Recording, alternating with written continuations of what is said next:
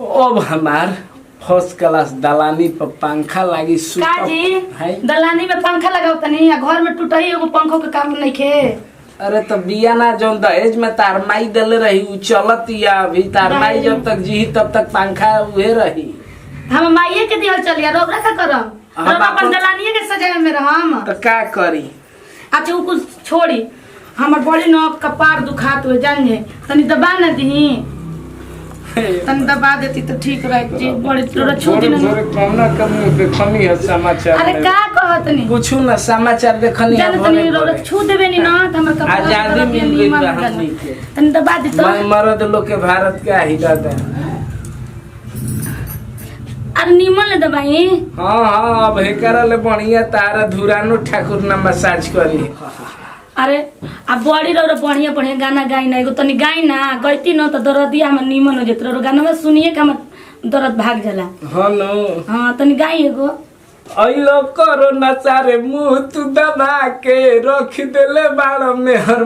का बना ये गाना गा के कनी बढ़िया गाना गा के कनी तो हां हमरा के प्यार मोहब्बत वाला गाना निक लागेला ई कुल ना ऊ कुल। हां तनी हाथो दबा दे छोड़ी अब कपार न दबाई देखो ई ना हाई कपारे खाली दबाई में हाथ दुखाई त ना झाड़ू लगावत लगावत हाथ दुखाए लगत हुए हमर कुदारी चलावत अपान खेत अपान में दोसरों के खेत के कोड़ी दिहिला तो दोसरा के खेत काहे कोड़ी ना अपन खेत कोड़े के तो दोसरा के चिन्हइबो ना का करेला अपन कोड़त मन थाकेला तो सोचीला कि दू छौ दोसरों में मारी आई। अरे रौरा उहे दतिया तो केहू के जाके झोर झाड़ दे तो झोरी आओ हेने दबाई ना हाथ दबा दे तनी। जब से हुई है शादी आंसू बहा रहा हूँ। रोए वाला गाना गावे लगनी। अच्छा हंसे वाला गाओ तनी। हाँ चल अकेला चल ई कैसन गाना रो गाओ तनी चल अकेला कइले बनी रो प्यार मोहब्बत वाला गाना ना छूटा रही चल अकेला आदमी के अंतिम यात्रा वाला गाओ। खाना वाला ना खइनी का अभी ना जेकर तारा लेकर धर्म के पत्नी रही है उनकर पति के 12 बजे ले पहले ना भेटाई। अरे रौरा निहन हम आदमी हम जगह निकाल के अपने से खा ले हमर हाथ दुखाए लगल तो गोड़ तो हम जाके तनी मुनी घरवा में अंतिम मैया रोज कोड़ी लेता रहले अब सकर कौन रोपे के परी खेते में पकाओ खेते में चबाओ। हां रौरा इहे कुल के खेतिए करम तो का के करी तनी दबाई रौरा दबावे नहीं किया पहले कितना बढ़िया ले दबावत रही बुझाता जो छुआ तनी पहले 6 बीघा करत रही अब 10 बीघा करत नहीं खाली खेती वाला बात कह दी ना तो खेती वाला बात कह तो किसान हाथ दबाई के मार दबाई की आरी दबाई आर दबाई आ सुनी ना छोड़ी कुल देखी ना हमरा के ना एगो साड़ी ले आई खरीद के नहीं के खत्म हो गइल बा। अरे तो खाही घरी कहेलू लो ये तो मेहरारू के सबसे गोल्ड मेरिट है। एगो सोना के लॉकेट ना बनवा दे धनवा हो जाए तबे बनवाई माई के बतिया ना मनी कहत रहे कि ना बगली में घड़ी सरफ ले जाता हाथ में सिंघाड़ा एक दिन बनब तू पाड़ा बनिए गइल बनी। अच्छा तो ये बात बा आप तनी झगड़ा लगावे में दोनों घर में मजा आई ना। बड़का भैया ते कपार दबावता ना छोटकी भौजी भैया के खाली गोड़ दबावेली। अब जाके तनकी खबर ले जानी कि गोड़ दबाइयन खाली है भैया इनकर ना दबाइयन। चले तो पहले घर है का जन पूछी के भैया जी कहां गोल बड़ी समझ में नहीं आवत कॉपी के सुरे आय हो भौजी तू हिजगा बैठल बाड़ू तो का करे खुश खबरी लेके आल बनी तहरा खातिर। खुश खबर है हाँ, खुश खबर सुनबो तो तू चिहा जेबो बताइबो तब न बताई बतावा अनु अंगूर नि दलाली में ना भैया से पैसा मांगे तो भैया ना भौजी के तो कपार दबावत रहो लोरी सुना के भैया जी और दीदी के कपार दबावत रहो पागल निकार हुआ हम देख के आते अपने आँखी से तो आ तू खाली भैया कैसे दबावते रहबू तू ना दबाइबू तो मेहरानू के धर्म हटे पति से गोड़ दबावे के आजकल के जमाने चलल बटे तो का कहना मैं बोली हम का करवाई आज भैया है ना तो तू कहिया कहे तू खाली घर के काम करत ताड़ू और उनकर खाली झाड़ू उड़ू लगावे में इतना अस्कतिया है बड़ी कि उनकर कपार दुखाए लगता तो गुड़ दुखाए लगता तो टंगरी दुखाए लगता आ तू मैं घर के काम करते रू खेत ले बधार ले मैं आ तू ना दबाइबू तोहरे तो असली मौका बा दबावे के समझ गलू तेरा और का नाम का भैया से दबाए हाँ आज राती के भैया से तू गुड़ दबाइया तब देखी हाँ जो सोचब सोचब तो ज्यादा कहनी था ठीक आता ना तो दिमाग में आइल ना तू जेबू तो जेबू ओजी के ससुरा तो मर्दा ले दबोइबू का बोले का इतना आज के पागल बनी का आजकल के लड़की शहरी मॉडल में बैसन मर्दन से खुद गोड़ दबावत ऐसन हम जाते नहीं आज भूख लाल बाटे 10 रुपया ले लेनी ना जगह समोसा चटक बेचात बाटे जगह खरीद के लाते तोहर के देम घरे खाना नहीं खाए तो जेबू समोसा खाए एकदम चटनी हो गल बड़ू का तो आजकल के शहरी जमाना में समोसे आजकल के चलते अरे बा। जा जा ताजी बहुत लमर हो गल बेटे दिन भर घूमत रहो तड़ी बिकी जाबा घर के काम पड़ल रे चप्पल कहां बेटे का करता रे हो आगो नी घूम के आगो नी घूम के आवत नहीं हमारा जी में 1000 गो काम बा आ दिन भर कहां रहत नहीं हमरा कुछ समझ में नहीं आवत रहत नहीं अपना काम धंधा में ना कमाई तो कहां से घमड़ा खइबू कौन काम दाम करतनी सब जानत नहीं हम का जानता माने का जानतनी का जानता हो दिन भर लइकन के संग घूमत नहीं और का उ काम ना हो जाके नदी के किनारे घूमल मतलब उ काम हटे हई ना देख रे मर्दे का ये अकेला की हे रीति नहीं भाव तनु का घूमबो ना करी अब जदियो छिनबू हमार लेवा जाके एक गिलास पानी प्यास लगल बा ये कली ना पूछी ना कैसन बाड़ू हई ना देखो हई मैं हो टाइम टाइम पे पैसा देता नहीं हो आ जूस पियावा तनी अंगूर खियावा तनी पूछबो करी कि कैसन बाड़ू मारी मर्दे में रारू हाला का हां बैठा है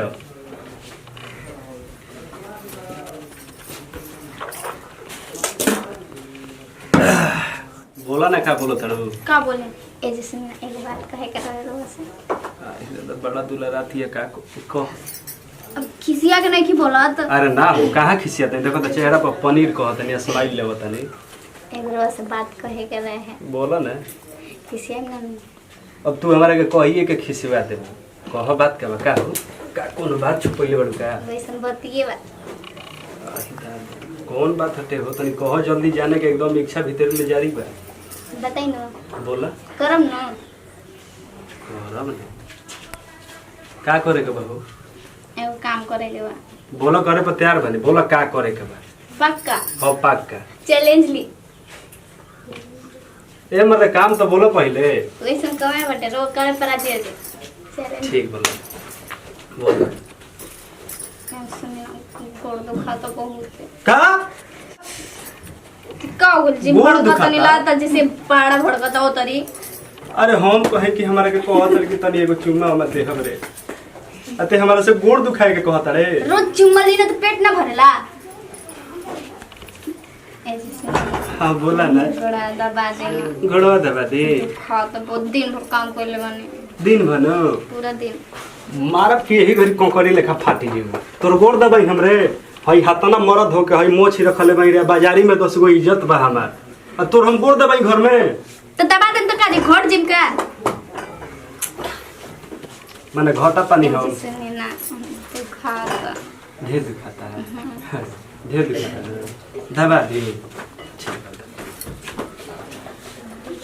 दो मोहन किसी आगे मत दबाए दूर मत दे दर्द तो जाता प्यार से दबाए अरे हम ढेर नहीं खींचता थाला मत कर ना तो जो हम ना दबाई अभी ना निक लाता दबा देन तो दुखात नहीं है ना यही तरह नु भैया जी दीदी के दाबी न तो निकला थी दीदी के का भइयो दाबे लो दाबी ना का हमारा घरे हो गइल बारे भर सकी बेचैन भी है हाँ हाय तो हर नारी के कारण भर खरी बनी गइल जोगिया ये का गावत नहीं जी भाग जाए घरवा छोड़ के बताओ है चल साढ़ लेखा मरद से गोड़ दबा तले रे तोरा बुझाते कि कतना है जे दर्द होता भैया तो बानी साढ़े नहीं वहाँ पे कौन क्यों थू बानी उ खाली नाम के साढ़ भीतरी से मऊ घन भैया जी खूब दीदी के दिन रात गोड़ दबाओ तो अरे बाप रे बुची जी आके कोने तो दे दबा। आहा कितना आ जहाँ जे सुते गोनी है ना ओने गोड़ चलैले त मार के भुभुन फोड़ देब तोर ओहो एजगो काम चालू बा अभी हम बड़का भैया के और भौजी के बुला के लिया के पड़ी इतना सुंदर से गोड़ दबाओ दबाओ तो नहीं जी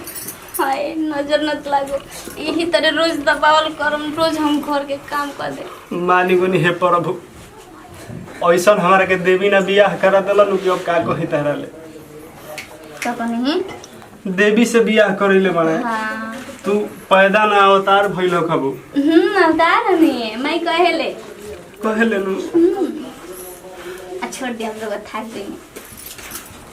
काय रोत मुंह काय माछी जैसे लागता मार देले बा मार देले बा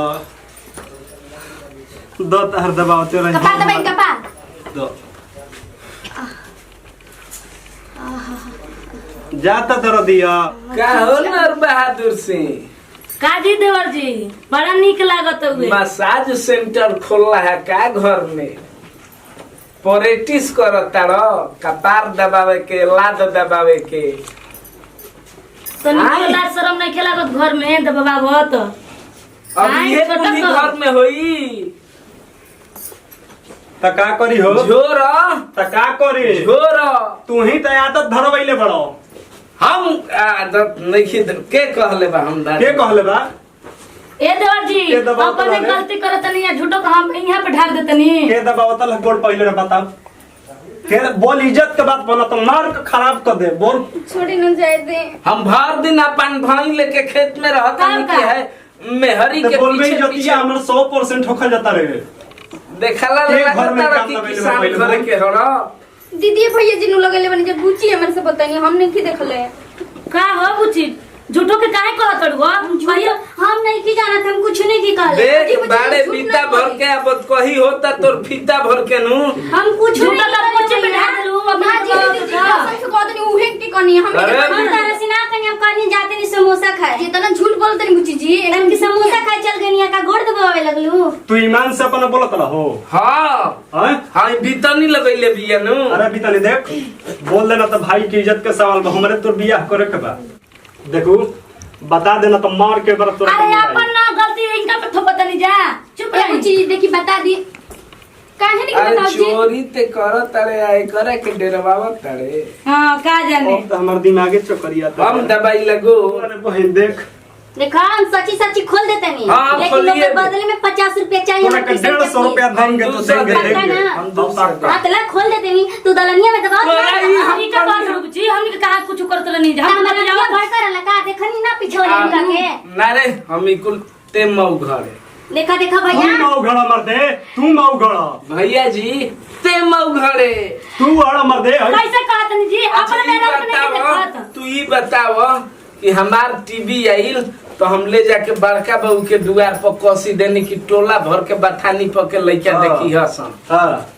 आ फिर टीवीया 2 दिन के बाद है साहिन मेहरारू मंगलस त लेके धो देला घरा ए अपन मम्मी के नहीं का गाड़ी गई रहे त ले आई सब जान घरे। रहे के केवाड़ी बंद कर देत रहे तार मेरा ये मेरा मेहर माऊ घरे साड़ी फीचर देखले अरे बनी दलानी में दबावत रही तो हम सोचनी छोटकी भौजी के बता दी उहो दबा ले एकरा में गलती का कइनी हम ए मर देला के दबाव घर में करला आई लगा। झुटाई बोल अब ये होई घर में भाई ये बरद बोल देला होई। वाला और सही तनी मुनी गर्मी पोछता नहीं हमर दे ना अरे सही खाली घर में ते कुटा त आँखी ले धराई बड़े ते त आँखी ले धराई बड़े हमारा पर खाली घोटोला के आ घोटाला के आरोप लागता ते त करत तारे तू तो गोड़वे खाली दबावत रही तो गीतियो 12,000 रुपए खाना के रुपया देले रही 14,000 रुपए खानो के मार देलो बा अरे बबुआ बाबा बाबा मेहरी के झुमका इल वालो टकौआ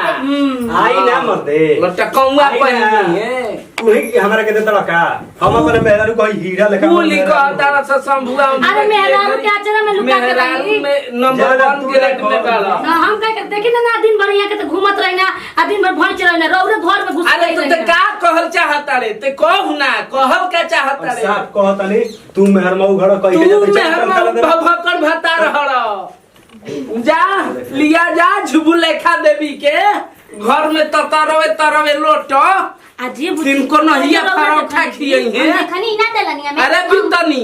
देख तोरा के छेरी दे देब दहेज में पारी सोचले रही के रंगा में लपेट के बता रहा हमरा छेड़ ना चाहिए हम जा दिन छोटका भैया मेरा हम समझ गइला जा तू गोड़ दबावत रहा जा जा जा जा तू अनिया लोट जा रुपया मंगला पे देवेला ना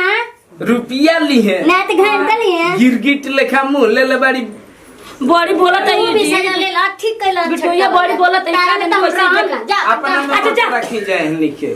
अब बड़ी का जाने कैसे देख ले भाई जी आ कह देली अब कितना का कहत तोहरा ले कहिला कि घरवे में दबाव तो तोर कहीं आदत हो गइल बा सुम पहलवान ले खटंगारी पसार के अरे तक रौरा घरवा में जानी ना घरवा में जाए से डरानी ऐसे सोची ना तो दलनिया में बन तो दलनिया में दबा तोरे डरे नु डराइला अब जइबे त मसाज माई ठीक कहत रहे। तो जाए दे आज के बाद में अब दलानी में ना दबाई घर में दबाई ठीक बा चली ना घर में तब बाकी दबाइबू हां जी रोज छू देनी त हम दर्द ये भाग जाला तनी एगो नया मसाज सेंटर खोलले बनी जानत रू कैसे कैसे 1 फुटा मुड़ी गाड़ा ना और 4 इंच गाड़ा तो रोज हमारे के बना के और कसवाड़ी बना के धइले बाड़ी औरी दबाई नहीं तो हरे तू ही रब ले जाके खेता में गाड़ दे बाज के आया घर में रतिया के तब बताई राती में आवे के बा भर दिन खेत पटावे के बा किसान के धमकी तू कहाँ ले हुराबू तू हाउ मारे घर में इहे होई होखो होई ना भैया ई कुल ना होखे के चाहिए। नमस्कार प्रणाम भैया भोजपुरिया जवान के पूरा टीम बड़ुए विकास जी सिंपी जी मंजू कविता औरी मनीष बाबा भैया ये एगो कॉमेडी वीडियो रहल है रहुआ सभी कुल गोड़ हाथ मत दबाई ए बहिन लो हाथ जोड़ के विनती करतनी मत दबवई हलो तुम बताओ आगे आओ। बस हमनी के बस ये फुल कॉमेडी रहला भैया। ये वीडियो हमनी के अच्छा लगा था तो ज्यादा से ज्यादा वीडियो के शेयर करें और आप सबके भोजपुरिया जवान चैनल बटे ओके दिल से सब्सक्राइब करें। अगला वीडियो देखे खातिर बेल आइकन घंटी बजाई का और घंटी बजाई सिंपल सी बात बा वीडियो के ज्यादा से ज्यादा शेयर करी पूरा टीम मिल के बोली जय भोजपुरी जय भोजपुरी।